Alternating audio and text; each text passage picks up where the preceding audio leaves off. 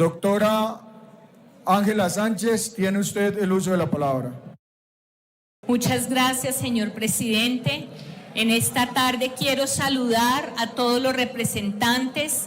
Ayer como congresistas dimos un mensaje muy importante a Colombia y a los niños y fue la aprobación de la Comisión Legal para la Niñez, Infancia y Adolescencia, y por eso hoy este debate de control político en contra de la violencia de la niñez es muy importante. Quiero saludar Visión Mundial, Save All Children, Corporación Red Papás, que han trabajado por la niñez durante años y nos acompañan en esta tarde. Queridos representantes, este es un tema que nos duele a todos los colombianos. Este es un tema que compromete a los 15,5 millones de niños que actualmente hay en Colombia. Gracias, señor presidente. Les pido su atención para este debate que es tan importante para las familias colombianas y para los niños. Así que antes de continuar quisiera pedirles su atención en este video.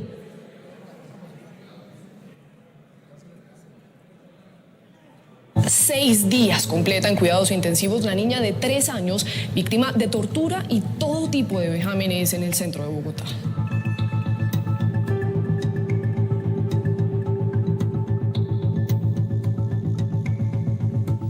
Ya empezó mi angustia.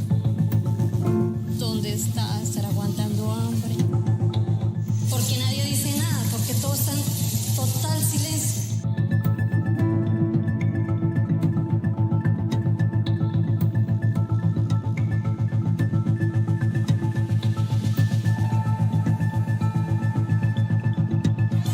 El 2018 cerró con una cifra dramática. 64 niños son violados en promedio cada día en Colombia. Que reconozca lo que hizo, que no siga negando, que sea hombre, que un hombre de verdad reconoce lo que hace.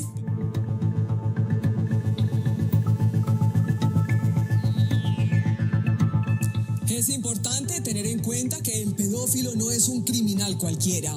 A diferencia de otros criminales, su crimen nace de un instinto carnal pervertido y casi incurable. Expertos coinciden que sin adecuada resocialización y atención psicológica profesional, casi todos reincidirán. Cuando el cuerpo de Juliana llegó a medicina legal ya habían pasado 15 horas de su muerte, que a juzgar por lo que iban encontrando los médicos forenses, fue dolorosa y cruel. Por otro lado, nunca en la historia de nuestro país se ha visto tanta impunidad, tanta indignación entre las víctimas y sus familias.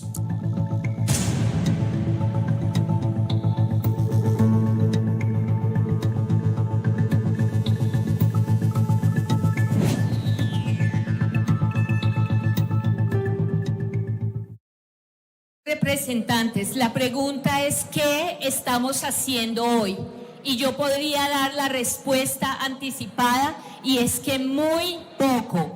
Las imágenes que acabamos de ver, que los medios de comunicación, Caracol, RCN, Semana, registran a diario, son casos reales que ocurren todos los días en Colombia y que desafortunadamente nos estamos acostumbrando como sociedad y como colombianos a convivir con estas cifras que demuestran la realidad de nuestra niñez. Y es que Colombia es un país hostil para los niños. Colombia, de acuerdo a Save All Children, es el tercer país donde más se asesinan niños en el mundo. Y estas cifras que vamos a ver a continuación, queridos representantes, nos tienen que llevar a hacer un alto en el camino y nos tienen que llevar a hacer algo al respecto.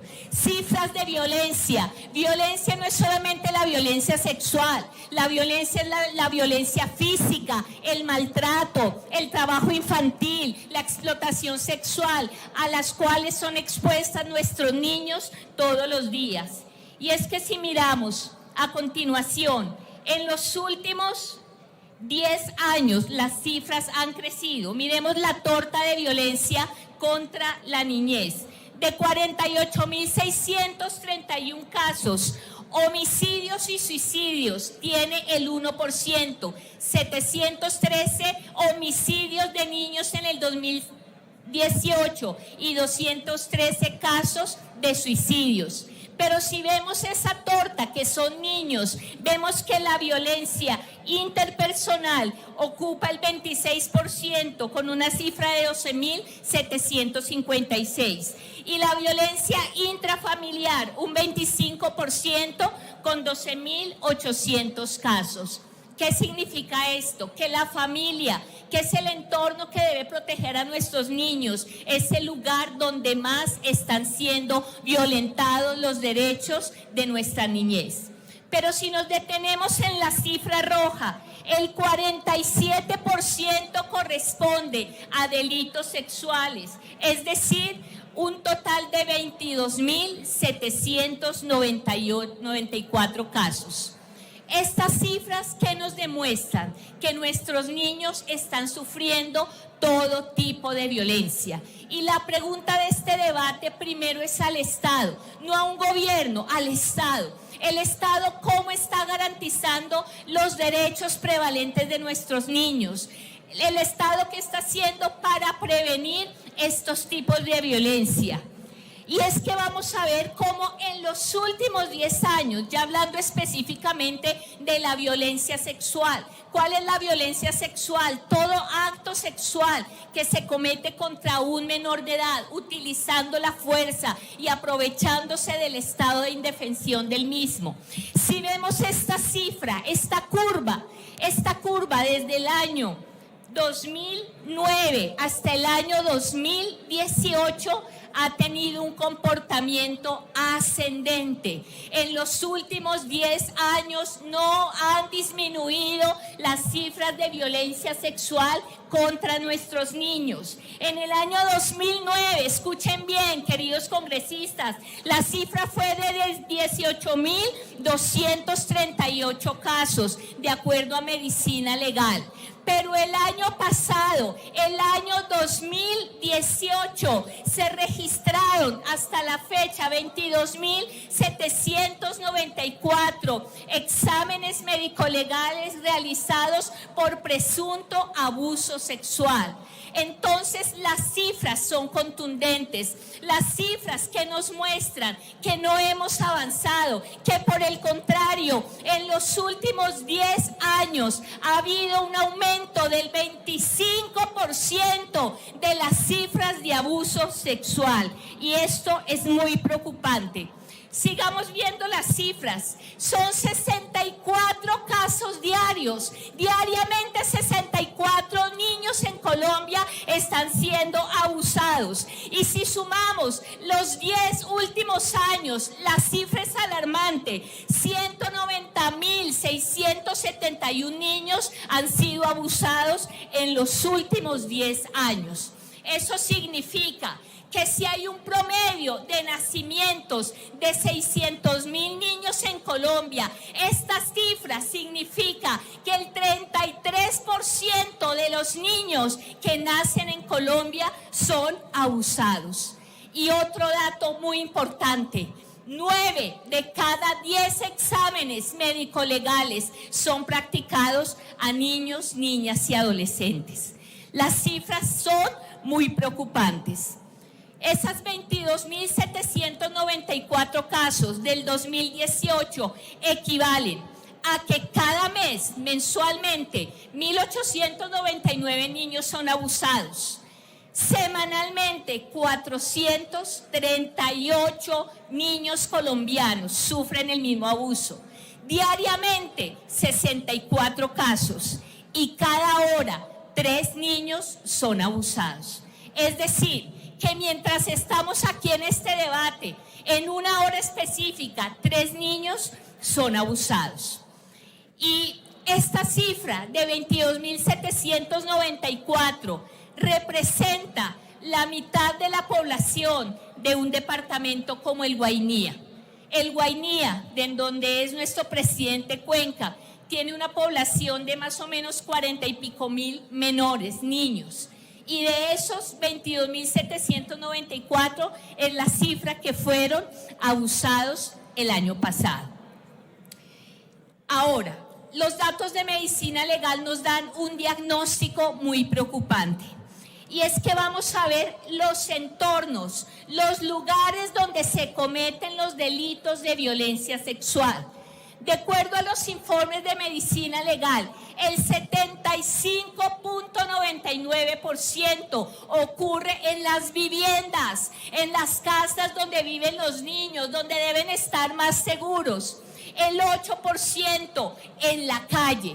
El 3.1% en los centros educativos, y por eso hoy está citada la ministra de Educación, porque queremos saber qué se está haciendo para prevenir ese abuso en los colegios y en los jardines. Y el 2.48% en lugares abiertos, en parques, en bosques, que son las noticias que escuchamos todos los días. Pero mirando las mismas cifras, podemos ver que la violencia sexual en la casa, en la familia, que es la cifra más relevante, queridos congresistas, esa cifra ha aumentado en los últimos 20 años. En 1999, el 31% los agresores eran familiares. Pero en el año 2018 ese porcentaje se incrementó al 47.8%. ¿Qué podemos deducir de este incremento en esta cifra? Que la familia, que es el núcleo de la sociedad, está perdiendo sus valores, que necesitamos un trabajo de prevención en la familia, que necesitamos un monitoreo. Por eso estaré radicando un proyecto de ley de alertas tempranas que va a identificar qué familias tienen ese riesgo de presentar un abuso sexual y cómo le hacemos el seguimiento a esa familia y cómo ayudamos para que ese entorno se vuelva un entorno seguro para nuestros niños. Ahora, si miramos agresor sexual, medicina legal da una muestra de niñas de 10 a 13 años, 7,000 aproximadamente, donde el mayor agresor es el padrastro, después sigue el papá, después el tío y después el abuelo. ¿Qué muestra esta gráfica? Que tenemos que trabajar en la familia. No podemos atender al niño individual, no podemos aislar a la víctima, tenemos que trabajar con todo el entorno familiar y el tema de prevención es muy importante. Por eso queremos escuchar a la directora del ICBF, qué programas se están haciendo de prevención en las casas, en las familias, porque ahí es donde están siendo abusados nuestros niños. Ahora, si vemos los días donde más ocurren estos delitos, la gráfica es muy interesante porque los días de mayor ocurrencia son entre el miércoles y el jueves. Los fines de semana es donde menos ocurren los delitos sexuales. ¿Cuál es la explicación de que la mayor cantidad de delitos ocurra entre semana? ¿Por qué? Porque entre semana es cuando los niños están solos. Es cuando muchas veces la mamá tiene que trabajar, se demora en llegar a su casa. Es cuando el papá tiene que estar fuera y no puede cuidar al niño. ¿Y a quién dejan al cuidado del pequeño? Lo dejan a cuidado de un familiar o de un vecino o de un desconocido, o muchas veces queda solo. Y eso es un detonador para los abusos sexuales. Algo tenemos que hacer al respecto. ¿En qué edades se presenta el abuso sexual? Y aquí vamos a ver la gráfica donde están todos la cantidad de exámenes médico-legales realizados, que en total son 26,000, de los cuales 22,794 corresponden a niños, niñas y adolescentes. Y vemos unas cifras muy importantes, y es que la mayor cantidad de abusos ocurren en la edad de 10 a 14 años, el 37%. Edad de 15 a 17 años, el 13%. Edad de 5 a 9 años, el 25%. Y edad de 0 a 4 años, el 12%. 2,920 pequeños, menores, bebés fueron abusados sexualmente el año pasado. Estas cifras nos tienen que mover, estas cifras nos tienen que llevar a que sigamos trabajando por la prevención y que nuestros niños no sigan siendo afrentados de esta manera.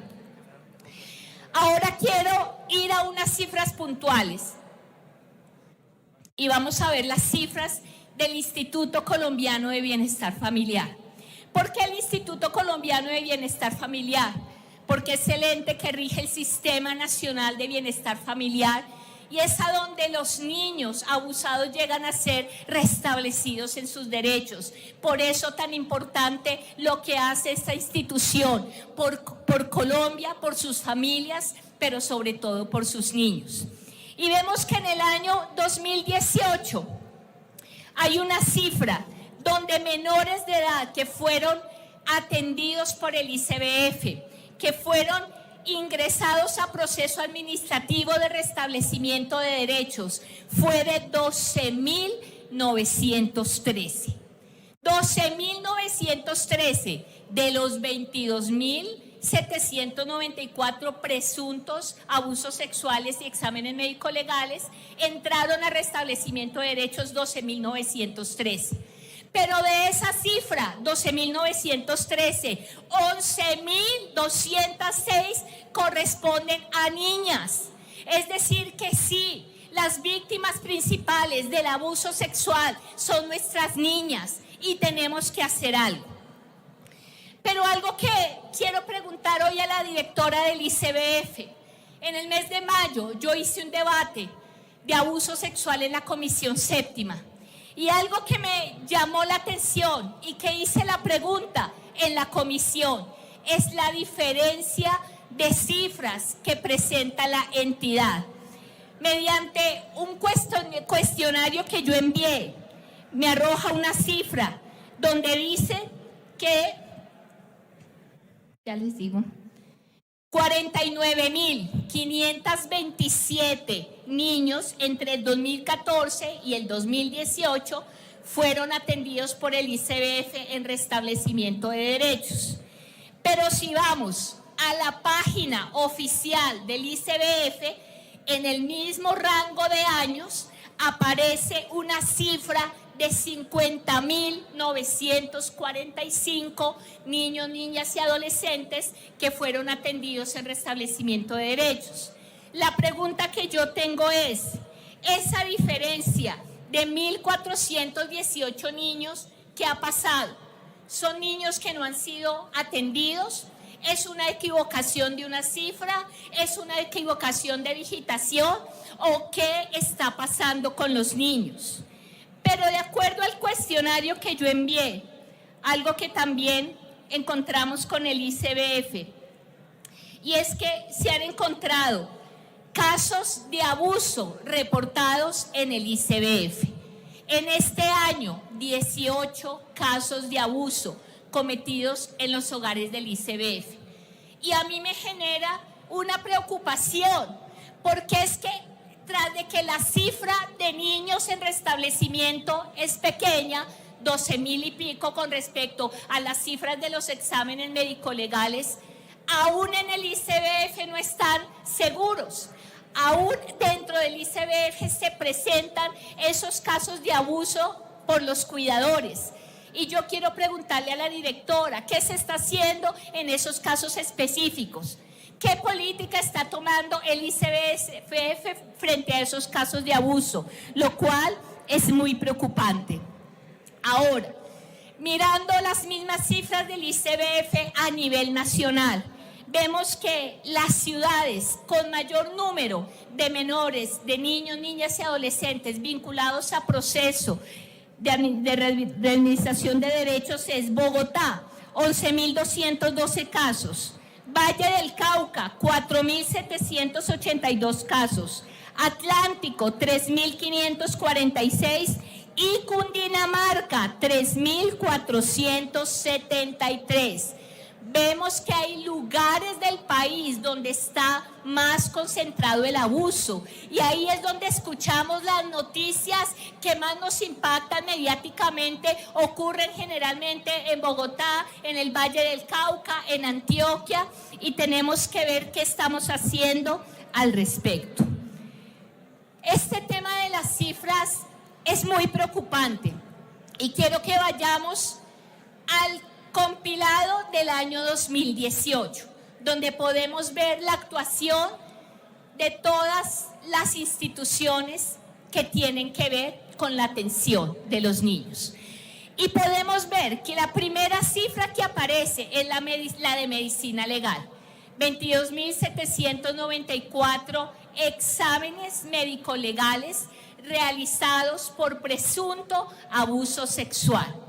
Y vamos a la cifra que les acabo de mostrar, la cifra del ICBF, 12.630 niños, niñas y adolescentes en proceso administrativo de restablecimiento de derechos. Perdón, ahí siguió fue Ministerio de Salud con 12.630 casos. ¿Qué pasa con Ministerio de Salud? Cuando el niño es abusado, una de las rutas es ir a la IPS para que la IPS le realice el examen y el protocolo adecuado. De ahí debería pasar al ICBF. Volvamos a la gráfica. 12.946 niños, niñas y adolescentes en restablecimiento de derechos. Pudiéramos parar solamente en esa primera parte del cuadro. Mi pregunta es, 22.794 exámenes. Yo no creo que un niño vaya a realizarse un examen por una suposición o porque sencillamente se le ocurrió ir a hacerse ese tipo de examen. Ahora, son presunciones, pero vemos que el salto a Ministerio de Salud y a ICBF, la cifra es casi la mitad. Y mi pregunta para el Ministerio de Salud es, de esas 12.630, que son cifras del año pasado, ¿son los mismos que están restablecidos en ICBF o son cifras diferentes? ¿O quién está monitoreando esa información y haciéndole seguimiento a cada uno de esos niños que se practicaron un examen o que fueron a la IPS o que entraron al ICBF? Vamos a la parte de la Fiscalía ahora. En el año 2018 aparece la cifra que se realizaron 37.779 investigaciones. En el año 2018 realizó la Fiscalía. Pero de ahí, condenas. Miren bien esta cifra, queridos representantes. Solamente 2.657 condenas de toda esta cifra que hemos venido mirando. Mi pregunta hoy es, ¿será que las condenas responden al abuso de los niños? ¿Será que el tratamiento y el acompañamiento a estos niños es real y es verídico y estamos llevando a que verdaderamente este niño sea atendido y se han restablecido sus derechos, pero también que el culpable sea condenado y esté en una cárcel? Esas son las preguntas que yo quisiera dejar hoy. Ahora, todas estas cifras que acabamos de ver, quiero resumirlas en un caso que vimos en la Comisión Séptima, y es el caso de Nancy. Quiero saludar a Nancy. Nancy está aquí en las barras. Nancy es una mujer valiente, es una mujer que ha sido esforzada y ha dado la cara a los medios y ha contado su caso y también me ha autorizado a que yo lo cuente. Y quiero resumir este caso porque es que es un caso que si eso no nos hace ver la situación y la realidad, no, nada más lo va a poder hacer. ¿Qué pasó con Nancy?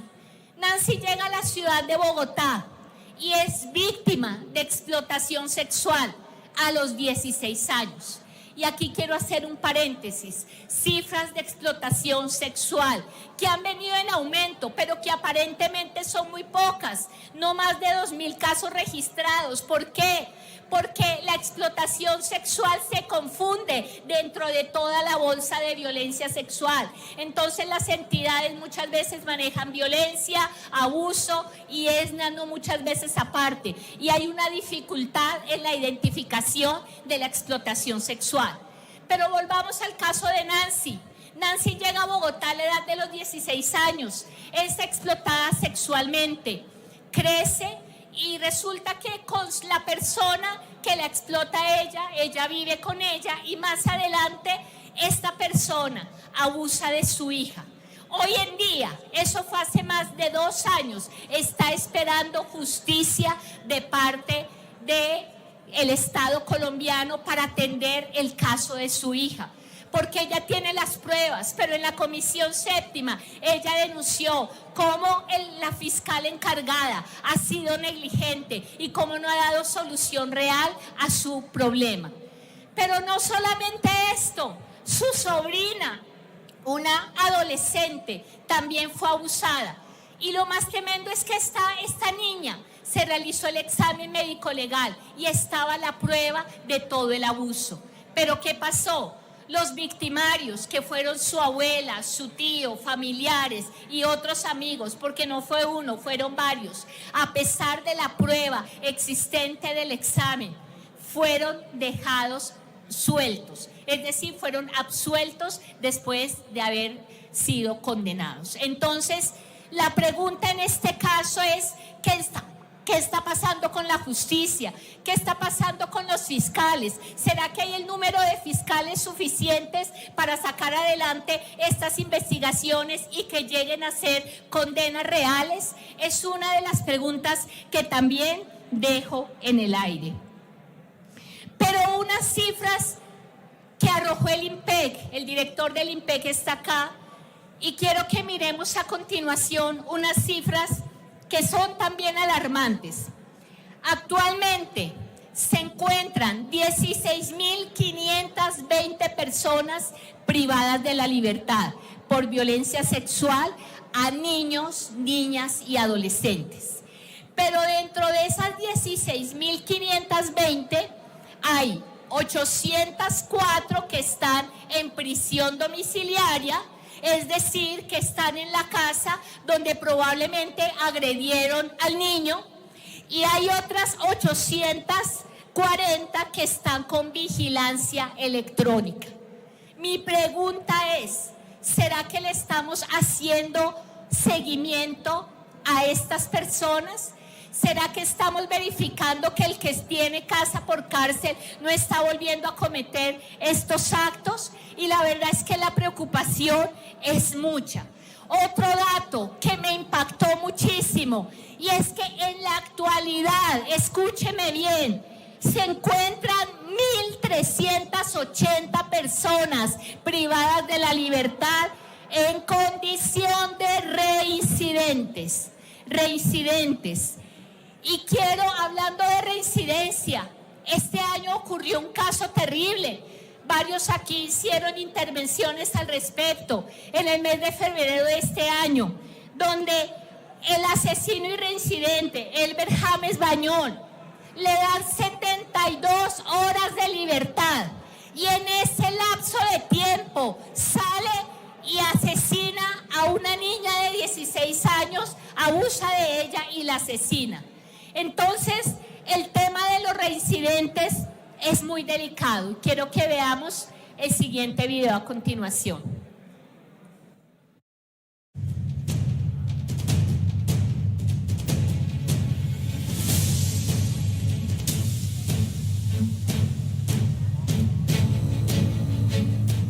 Así reconstruyó la policía los hechos que consternó a la capital musical. A las 10:43 de la mañana, Elber James Melchor Bañón pasa el primer filtro dentro del Coiba de Picaleña para salir de permiso de 72 horas y a las 10:47 de la mañana, hora en que sale del centro penitenciario. A las 10:52 de la mañana recorrió desde la salida del penal con dirección al barrio Los Tunjos. Al parecer, en esta zona cobró un giro de 30.000 pesos que le envió su progenitor para supuestamente viajar a Pereira. Sobre las 12:32 de la tarde, las cámaras de seguridad captaron y se observa cuando recorrió cerca del centro recreacional Confenalco. A la 1:35 de la tarde ingresó por el camino que conduce a la hacienda Cauchitos de la vereda Parco, cerca a la vivienda de su víctima. 4 minutos después llegó la estudiante de 16 años de edad, quien tomó el camino que día a día la llevaba hacia su casa luego de terminar su jornada académica. Al parecer, primero se encontró con un vecino y luego fue interceptada por su agresor, quien la llevó a un potrero. A la 1:55 de la tarde, el hermano de Rosemary Castellón arribó al paradero buscando a su hermana. Durante 24 minutos la esperó y al ver que no llegaba, a las 2:19 de la tarde se devolvió para su casa. A las 2:39, una hora después de haber ingresado a la vereda Parco, Melchor Bañol salió hacia el sector de Confenalco, como si nada hubiese pasado tras cometer el vil ataque.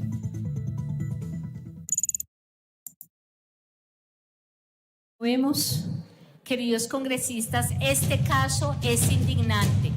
Un reincidente, porque ya había estado previamente en la cárcel, le da un juez 72 horas de libertad y en esas 72 horas ocurre este crimen. Eso no puede seguir pasando y la pregunta es, ¿qué seguimiento estamos haciendo a las personas que piden esos permisos de 72 horas y qué está ocurriendo? Y quiero que veamos la siguiente gráfica, y es la estimación de personas que quedarán en libertad en los próximos años, es decir, que habrán cumplido su condena por abuso sexual, pero que van a quedar libres. En este año, 100 personas quedarán libres, en el 2020, 139, en el 2021, 368, en el 2022, 617, en el 2023, 777, y en el 2024, 874. Y yo quiero hacer una pregunta, y es, ¿cuántas de estas personas que quedarán en libertad no van a volver a ser reincidentes? Y este tema tiene que ver mucho con la resocialización, que es un factor fundamental que debe tener la persona privada de la libertad. Es un objetivo de los centros de reclusión. Pero yo tengo varias preguntas, y es cuando ingresa una persona por delito sexual, ¿tiene un perfil y ese perfil tiene algún seguimiento para que la resocialización sea efectiva? Un dato que me impactó muchísimo, y es que actualmente solamente en nuestras cárceles hay una disponibilidad de 114 psicólogos profesionales que pueden atender no solamente a los 16.250 que están presos por delitos sexuales, sino a todos los que están presos. Entonces, mi pregunta es, ¿tenemos el personal suficiente para atender a las personas que están privadas de libertad y poder cumplir con esa resocialización efectiva, y que estas personas que van a cumplir su pena, esos 100 que van a salir en este año, cómo tenemos la certeza que han sido resocializados y que no van a ser reincidentes en un futuro? Estas son algunas de las cifras, queridos congresistas, y pudiera darles mucho más, pero sencillamente yo quiero cerrar con algo, y es, el viernes pasado tuve la oportunidad, el privilegio de compartir con el Premio Nobel de Paz, el doctor Denis, un hombre, un médico, ginecólogo que ha dado su vida para trabajar en pro de las mujeres que han sido abusadas sexualmente. Él con sus propios recursos ha construido un hospital donde ha atendido a más de 40.000 mujeres, y él me decía, la muestra de una sociedad es cómo están los niños y que no hayan muestras de abuso. Y él me dijo algo ese día, me dijo, mientras haya horror, no podemos conformarnos y tenemos que hacer algo. Y ese es el mensaje que yo les quiero dejar hoy. Las cifras son desalentadoras, el problema es muy grande, pero si todos nos unimos a proteger nuestra niñez, el Estado, la sociedad, el Congreso, si todos entendemos la vulnerabilidad en la que están nuestros niños y la responsabilidad que tenemos como colombianos, vamos a sacar adelante nuestros niños. Muchas gracias, queridos congresistas.